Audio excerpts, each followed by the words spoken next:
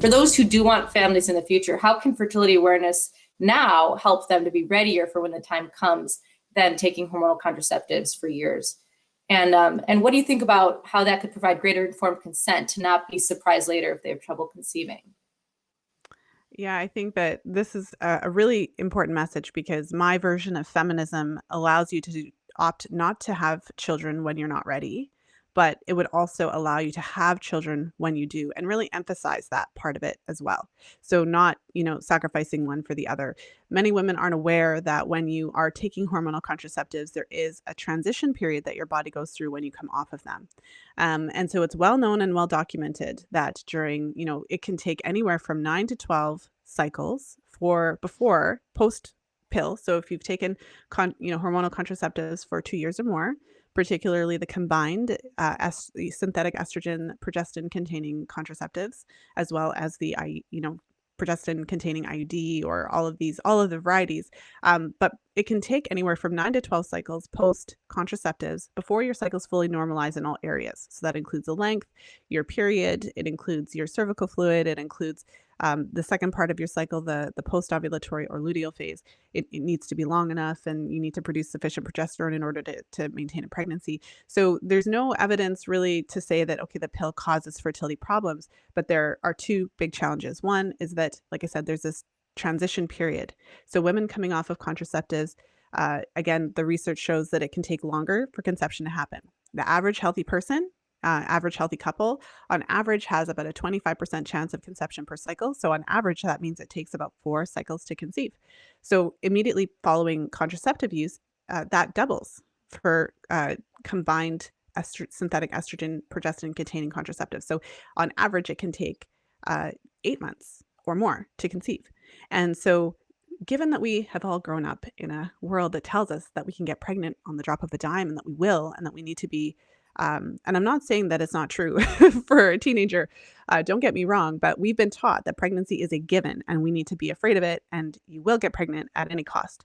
So you can imagine what would happen and what does happen when a woman has been avoiding pregnancy for her, a decade actively, and she comes off contraceptives. And, the first month, she's okay, right? The first month, she, has sex, doesn't get pregnant, she's fine. But by month 2, she's freaking out. So by month 8, she's probably already, signed up for fertility treatments when nobody necessarily told her about this transition period. So that's problem 1. And problem 2 is that because hormonal contraceptives suppress ovulation, so we touched on this earlier, but, hormonal contraceptives are prescribed for all manner of menstrual cycle problems. So if you have irregular cycles, if you have problematic periods, the pill, or other contraceptive is put in there as the solution.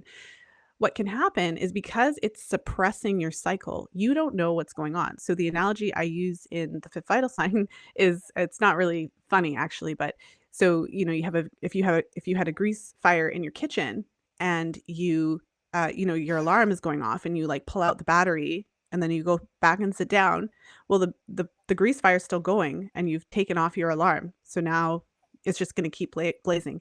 And so this is the analogy for what's happening. So if you have, and I want to clarify, if you have really horrible, painful periods, I'm not saying that the pill doesn't provide symptom relief, because it absolutely does. But what I'm saying is there's a difference between symptom relief and solving the problem. So if you have really horrible, hard periods, and you go on the pill for symptom relief, I would suggest that you also, while you're getting that symptom relief, to start to really understand what's happening. See a functional practitioner, start to get under the hood of the car, even while you're on contraceptives, so that at some point when you want children, because the question was like for women who do want children someday. So at some point when you are thinking of starting your family, you have the option to come off and not have these horrible periods still, because eventually you're going to have to come off of it. If you want to have a child, eventually you have to come off of it. If your periods were, 60 days and you never knew when you were having another one, going on the pill isn't going to magically make your real periods 28 days and regular normal. There's a reason why they were 60 days and totally abnormal. So when you go on the pill, again, you have this bleed every 28 days. But if you had a specific cycle problem that you were put on the pill for, you are at a greater risk of coming off the pill with the cycle problem still there, right? Because the pill didn't actually fix the underlying issue. So that's problem number 2. So for women who are wanting to get pregnant at some point, fertility awareness can be extremely beneficial because when you're charting your cycles and avoiding pregnancy, but you're still ovulating, you still have a normal cycle. When you're ready to have a child, there is no transition period that your body has to go through. From experience, so I talk a lot about the intention scale. So for example, every woman is on, like everyone is on an intention scale. Like, how much do you want a baby today? So from 0 to 10, right? So 0 meaning like I don't want a baby at all today, and 10 being that you're actively trying to have a baby. So you can go from a 0 to a 10 in one day.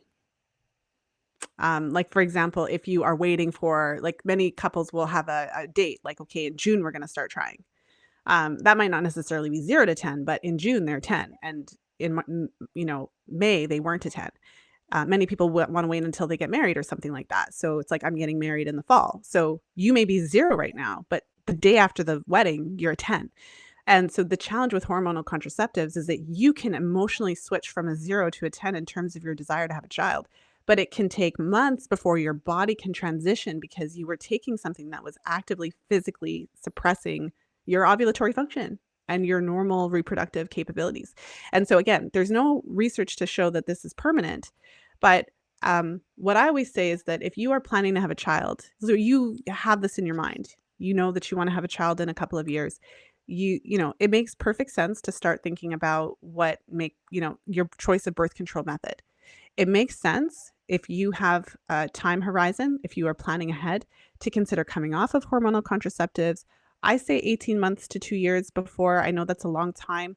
I would say if you specifically were put on the pill for issues, if you had period problems and you were specifically put on the pill, 18 months to 2 years is reasonable, because when you come off the pill, there's the transition. And then if you still had an underlying factor, it may take some time to sort that out. So I'm saying come off the pill before you're ready to have a baby. Find another way to avoid pregnancy so that you can give your body that year to just normalize. If there's any issues, you can see what they are and try to address them.